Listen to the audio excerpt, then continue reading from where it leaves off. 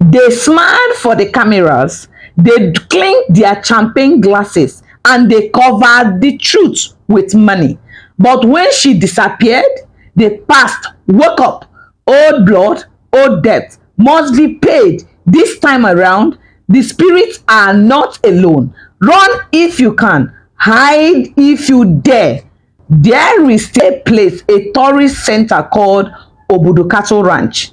Watch, listen, and learn. Heavy fog rolled down from the mountains, covering Obudu Cattle Ranch like a thick grey blanket. Tourists moved around laughing, taking pictures from the green hills and fresh waters. The ranch looked peaceful, but if you listened carefully, you could hear something wrong. On that cool evening, at exact 6:47 p.m., Amaka, the new bride of General Adewale, vanished without a sound. 1 minute she was standing by the edge of the lovers' cliff, taking selfies, smiling under the purple sky. The next morning, her phone was lying on the ground. Her heart was fluttered near the bushes. She was nowhere to be found. No scream, no struggle, no blood, just silence. When the news broke out inside the resort, panic spread like wildfire. Tourists whispered, workers whispered. The managers came out, forcing smiles, pretending everything was fine. They blamed it on bad network, on the mountain's path, and even joked that Madame just lost her way. But in the eyes of the villagers, the cooks, the cleaners, the silent guys who had lived under the mountains all their lives, fear returned. They knew this was not an accident. It was happening again. At the staff quarters, Amanze sat quietly, his fists clenching. His sisters, Ebere, had disappeared just like that 2 months ago. Everyone said she ran away with a man, but Amanze knew better. Now another woman had vanished again, and this time it was a general's wife. Obudu we born, whispered an old gardener, Effiong, sitting beside him. His voice cracked like dry wood. If you thought the blood of kings, the mountain spirit doesn't stay silent anymore. Amanze looked out into the light. Maybe, just maybe, it was time to stop being afraid. The next morning, search parties moved like lost sheep across the hills. Tour guides, security officers, and even local hunters joined. The ranch management made it look like they were doing everything possible, shouting Amaka's name, offering rewards, even calling for sniffers dogs. But those who understood the land, the real land, knew it was all for show. No one goes missing at Obudu and returns the same. Some never return at all. Chief Obasi, the main managers of the ranch, a stiff face as he spoke to the general. We will find her. He reassured him. Sir, the mountains is wild. She probably wandered too far. General Adewale's eyes were sharp, unforgiving. My wife is not a fool. You have exactly 48 hours to bring her back, or Obudu becomes a war zone. Behind him stood 3 soldiers in plain clothes, their hands resting lightly on their belts. The threat was real. Obasi swallowed hard, pretending to be calm, but inside his heart raised. They had never lost someone so important before. He walked away quickly and entered a hidden cabin deep inside the ranch. There, the real meeting was happening. Inside the cabin were other top ranch owners, Ugere, Dele, and Chisa, their faces dark and worried. It's happening faster than we thought, Chisa whispered. The spirits are restless. Dele wiped sweat from his forehead. How could we know she was the one? We have sacrificed many, but the court refused to break. Ugere slammed the table. We must finish it. The bloodline must be offered before the mountains awaken. If we fail, everything, I mean everything, Our money, our power, our lives will crumble. Silence fell. In the distance, thunder rumbled even though the sky was clear. A sign the mountain spirits were watching. Meanwhile, Amanze had begun his own investigation. He followed the old goat path, moving through misty forest where the ranch workers dared not step. At a forgotten shrine hidden in the forest, he met an old priestess, a blind woman with skin like bark and eyes like white stones. Without even asking his name, she spoke. "You seek answers, right? Child of the lost village. But beware, at Obudu, not all who search find the truth. Some find death instead." Amanze knelt down. I am not afraid anymore," he said quietly. "Tell me what I must do." The priestess smiled a toothless smile. "The mountain will show you, but it will cost you everything." Night fell heavy over Obudu. Amanze moved carefully through the sleeping ranch, using the shadows to hide from the guards. In his hand, he held a small bag. Inside, the priestess had given him black chalk and 3 cowries. "Follow the cold wind," she had said to him, "and when you feel the earth pulling your legs, you are close." The air grew colder as he neared an abandoned part of the ranch where the old stables once stood. The tourists never went there, never. It was not on any official map, and for good reason. Inside the broken stable, Amanze found something strange, so strange that it brought shivers on his body. Symbols drawn on the ground, a white cloth torn into stripes, a bracelet, a woman's bracelet. It was Amaka. But worse than that, there was another object lying on the floor, a small red bead, ancient and cracked, something no modern woman would wear. The mountain spirits used such beads to mark their brides. Amanze's chest tightened. If the bead was here, it meant something terrible had happened here. Amaka had already been chosen. She was no longer fully hers. She now belongs to the mountains. Meanwhile, at the luxury lounge of the ranch, General Adewale was losing patience. Chief Obasi approached him, pretending to be confident. "Sir, we believe your wife might have wandered into the ancient past. There are old legends about people who connect too deeply with the land. But do not worry, we will bring her back," he reassured the general. The general stood up slowly. His presence filled the room like a storm cloud. "I didn't come here for legends. I came here for my wife. You have 24 hours. Obasi bowed deeply. "Remember, the time is ticking. Tick-tack, tick-tack." But inside, he knew there might be no wife to bring back anymore. Only Shell, a bride already claimed by forces too old and too strong. At that same hour, deep inside a hidden chamber under the ranch, a quiet meeting continued. Ugore leaned closer to Chisa and whispered, "We must pray he chooses peace.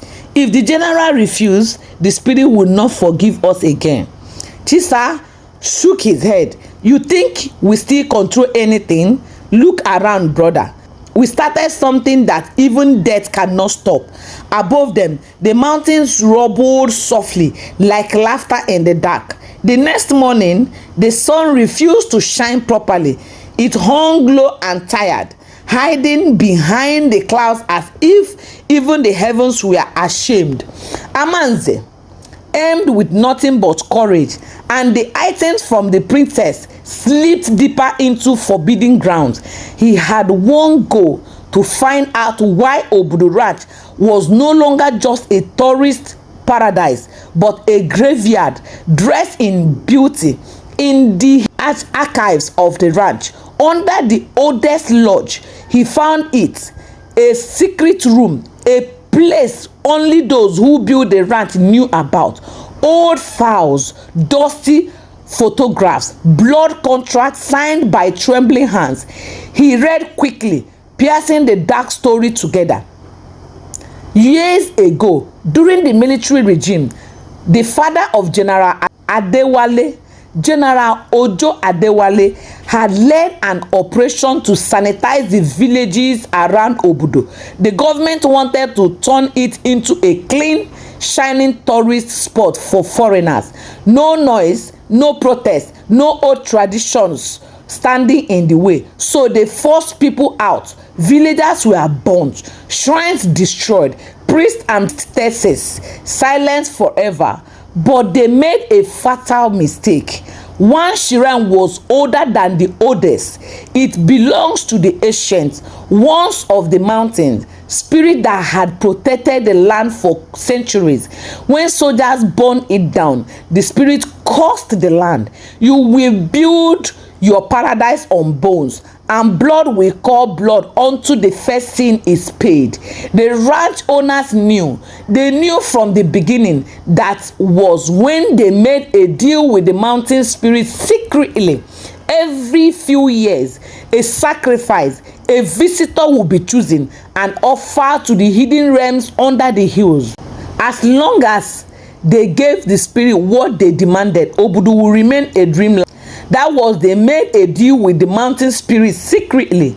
Every few years, a sacrifice, a visitor would be chosen and offered to the hidden realms under the hills. In exchange, the ranch would flourish, would come. No one would suspect. As long as they gave the spirit what they demanded, Obudu will remain a dreamland.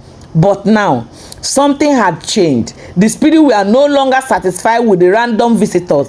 They wanted the bloodline of the man who first shed innocent blood, the bloodline of General Adewale, and they found through his son's new bride, Amaka. She was the key. Back at the ranch lodge, Chief Obasi met secretly with Ogere and Dele. Obasi's hand trembled. We must convince General Adewale. If he let us complete the secret rite with Amaka, the spirit will end it. Dele wiped his sweaty face again. And if he refuses, Ugere's voice was cold as ice. Then Obudu Ranch falls. We lose everything. And whose? The mountain will rise. They sat in silence, knowing the weight of what was coming. Meanwhile, Amanze ran out of the archive, his heart beating like a drum. He needed to find the general. He needed to tell him the truth, that Obudu was built on lies and blood, and that his own father was the reason his wife was now lost between two worlds. But would the general believe him, or would he kill him first? The walls of the luxury lodge felt colder than the mountains outside. General Adewale sat alone in the lounge, staring at his wedding ring. His men had stretched everywhere, no trace of Amaka, no answers, just silence and the empty howling of the wind. His feet tightened on the armrest. His military mind, trained for war, could not understand this. This invisible battle Amanze walked in. The guard tried to stop him, but Amanze shouted louder than fear. Your wife has been claimed by the mountain spirit. The room froze. The general's eyes, sharp as blades, locked onto the young man. Speak! Adewale groaned. Amanze, beating hard, told him everything: the hidden archives, the blood contract, the destroyed shrine, and the curse placed upon the land because of General Obudu Cattle action. At first, Adewale looked ready to shoot him, but then Amanze dropped the final truth. Sir, your wife was not random. The spirit chose her because of you, because of your bloodline. Silence. You could hear the ceiling fan groaning above. Finally, the general spoke, his voice low and dangerous. Where is she? Amanze shook his head sadly. She is alive, but no longer fully here. The spirit world has already married her. The general's face cracked, not with anger, but with something worse, helplessness. Just then, Chief Obasi entered, followed by Ugere and Chisa. They carried no fake smiles now, only heavy faces, full of guilt and secret terror. Obasi spoke carefully. Sir, there is one way to bring her back, or at least to end this bloodshed. Adewale stood like a stone. What do you mean? Chisa answered, choosing every word like a man walking on broken glasses. You must let her go. Complete the sacred rites. Sacrifice her to the mountain fully. If you do, the spirit will be satisfied. You will lose her, but Obudu and the world you build will live. The word hit like gunshot. Amanze couldn't believe what he was hearing. The general's jaw tightened. His whole life was built on honor, on never surrendering. But now they asked him to surrender his own wife. Obasi added quietly, if you refuse, the mountain will rise. Not just Obudu, but the entire region will suffer. No tourism, no trade, no life. He looked the general in the eyes, and you will still lose her. The clock ticked loudly on the wall. The mountain rumbled softly inside. The general had two choices: sacrifice his love to save Obudu and protect his late father's bloody legacy, or fight, risk everything and lose Amaka to the spirit forever. Amanze stepped forward, his voice trembling but strong. Sir, you can end it differently. Don't trust this man. Maybe there is still a way. If we go to the oldest shrine, face the spirit, beg for a second chance. Chisa laughed bitterly. Foolish boy, you think ancient spirit listened to your words? But the general raised a hand. For the first time, there was fire in his eyes again. I will not sacrifice my wife. I will not let my father's sin kill my future. He turned to Amanze. Take me to the shrine.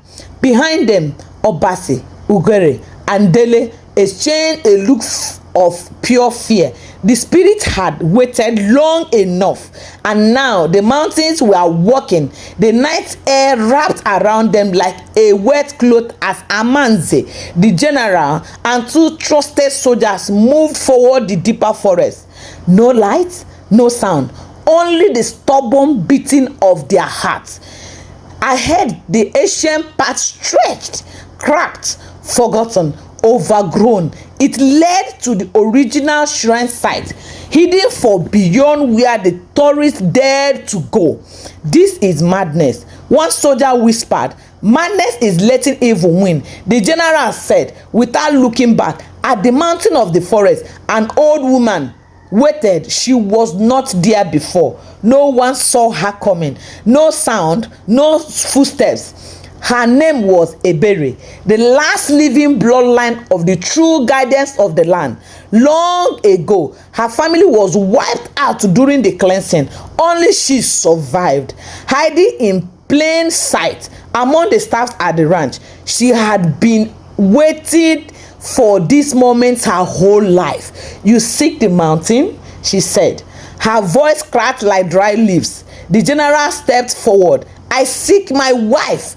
Ebere smiled sadly. Then you must be willing to give up something greater than love. Amanze looked at her sharply. What do you mean by that? The old woman pointed a long bony fingers towards the mountains. The spirit don't want just your love. They want your truth, your pride, your blood. They want your repentance. The general said nothing. Years of being a soldier had taught him to hide fear, but now it's coiled inside him like a living thing. Still, he nodded. Take me to them. As they entered the forest, strange things began to happen. Shadows moved, even though there was no light. Whispers floated between the trees, speaking in tongues no human had used in centuries. The path twisted in ways that hurt the wind, making the group feel like they were walking in circles, even when moving straight. One soldier dropped to his knees, crying and mumbling about seeing his dead mother. The other shook violently, staring at things no one else could see.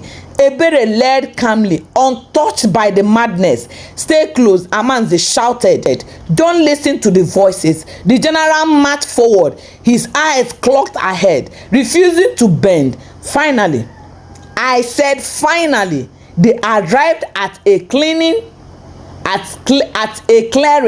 In the center stood the broken remains of the shrine, a blackened altar scorched from the soldiers' fire all those years ago. The earth around it pulsed like a living thing. A terrible smell of wet soil and old blood filled the air. Ebere turned to the general. "Speak to them. Confess. Beg." General Adewale dropped to one knee. He bowed his head. "For the first time, not as a soldier, but as a son of the soil, my father wronged you," he said unto the earth. "My blood wronged you. We destroyed what we do not understand. I offer no excuse." He swallowed hard. "I offer only my life in exchange for hers." The ground shook. The trees bent backward as if giant invisible hand was pressing down. A low growing voice spoke, not from the air, but from inside their very bones. "Your blood stained this land. Your love does not wash it clean." The general gifted his teeth. "Then take me. Let her go." Silence. Then the ground split open slightly, a crack forming forward the shrine. Out of it flew a thin glowing object, Amaka's wedding ring. But something was wrong. The ring floated in a small pool. Amanze felt his stomach turn. Ebere whispered, "They have already married her spirit." Suddenly, a figure stepped from the crack, not Amaka, but a shadow wearing her face, eyes too bright, smile too still, movement too smooth. She opened her arms. "Come," she whispered sweetly. The general stepped forward, half in hope, half in horror. Was it really her, or just an image built by the spirit to trap him forever? A deadly choice stood before him: step into the crack and lost forever with her, or live saving the